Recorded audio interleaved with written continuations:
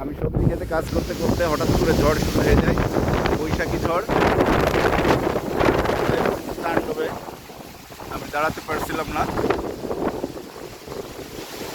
আপনারা গাছগুলো দেখেন, সবজি খেতে প্রচণ্ড ঝড়ে গাছগুলাগুলো তুলে যাচ্ছে।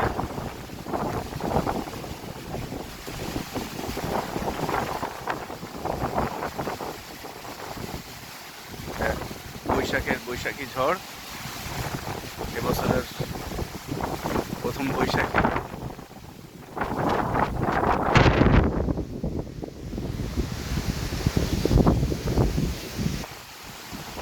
আমি আমার নিরাপত্তার জন্য আমি বাসায় ফিরে যাচ্ছি।